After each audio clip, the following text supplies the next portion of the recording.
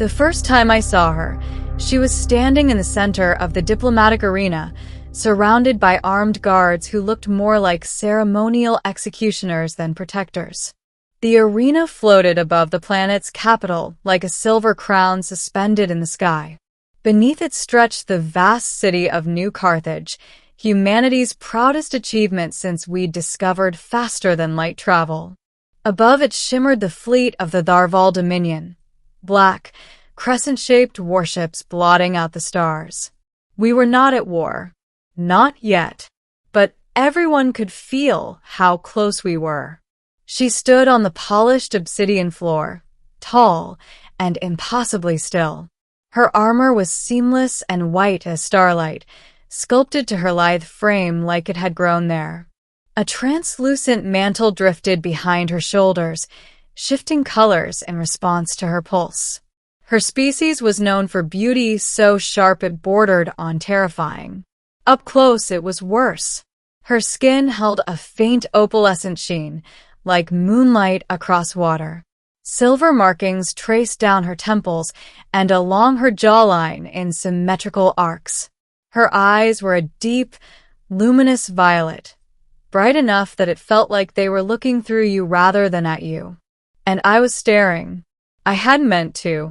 But when someone from another galaxy walks into your capital city claiming dominion rights over half your frontier colonies, it's hard not to. The crowd around us murmured nervously. Diplomats, military advisors, journalists, they all stood in tense silence while she surveyed the chamber with calm, regal indifference. Then her gaze locked onto me. Not the council. Not the generals. Me. You, she said, her voice amplified yet velvet smooth. The human in the third tier. Every head turned. I didn't look away. I couldn't. She stepped forward, boots clicking against the obsidian. You dare stare at me? She demanded, her tone slicing through the chamber like a blade. Gasps rippled through the audience. A human diplomat beside me whispered, "Don't antagonize her." But I wasn't antagonizing her. I was smiling, not mockingly, not arrogantly, just smiling.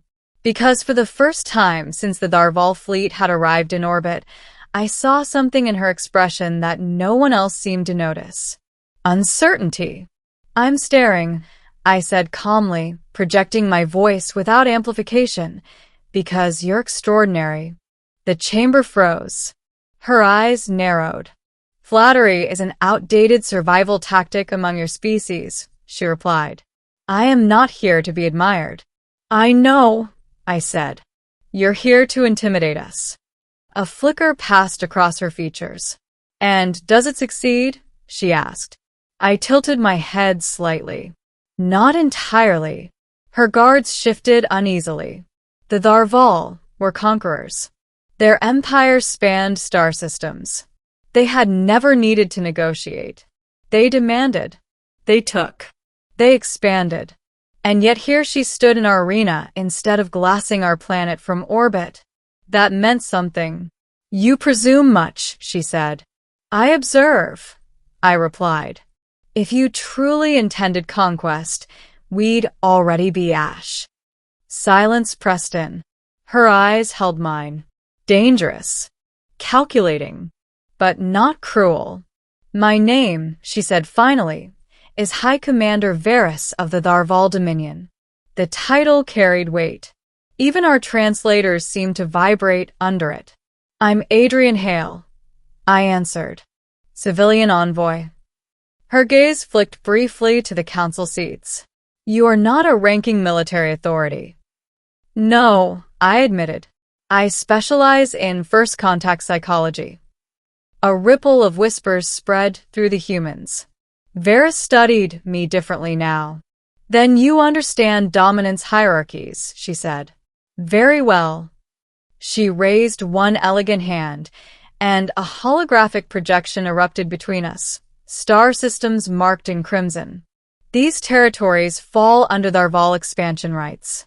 Your species has encroached upon them. They were uninhabited, I replied. Unclaimed does not mean unobserved, she said. The projection shifted, showing our colonies. We demand withdrawal. And if we refuse, one of our generals called out. Her eyes never left mine. Then we will demonstrate the cost of defiance. Tension crackled through the arena. But she hadn't answered the general. She had answered me.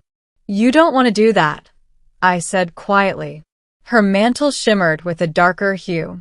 You speak as though you understand my intentions. I understand pressure, I replied. You're under it. Her jaw tightened. Barely. Explain.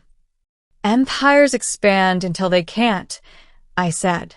Then they either stabilize or fracture. You're here because your people are divided. The council members looked at me in alarm. No one had dared suggest weakness in the Darval Dominion. Her eyes flared brighter. You tread near insult, and you're still listening, I countered gently. The chamber seemed to shrink around us. Finally, she stepped closer, so close I could see the faint glow beneath her skin. Humans are reckless, she said. You smile at predators. Only the ones who look conflicted. For a heartbeat, something raw flickered in her expression. Then she straightened. You presume to read me, she said coldly. I'm trying to understand you. She hesitated. Just slightly. Then she dismissed the projection with a sharp gesture. The Dominion will deliberate for one planetary rotation, she announced. We will reconvene. Her gaze locked onto mine once more. And you will attend.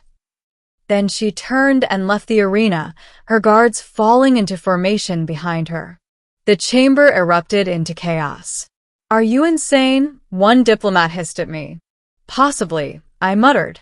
But I knew what I'd seen. Varys wasn't here to conquer. She was here to prove something.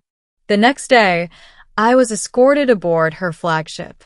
The interior was breathtaking, arched corridors of living crystal, bioluminescent walls pulsing softly with ambient light. The air hummed with subtle energy. She awaited me in a circular chamber overlooking Earth. Our planet floated below like a fragile blue jewel. You came alone, she observed. You requested me specifically. She studied my face. Why did you smile? She asked suddenly. The question surprised me. Because you expected fear, I said. And I don't fear you. You should. Maybe. She stepped closer. My species does not tolerate disrespect. I wasn't disrespecting you. You stared. Yes. And smiled. Yes. Her voice dropped lower. In Narval culture, such behavior is a challenge. I know. Her eyes sharpened. Then why? I met her gaze steadily. Because I saw someone carrying the weight of an empire alone. For the first time, her composure cracked. Not visibly, to most. But I saw it. A subtle tremor in her mantle. You see weakness, she whispered. I see responsibility. She turned away, staring at Earth. My people believe humanity will destabilize the quadrant, she said quietly. Your growth is exponential.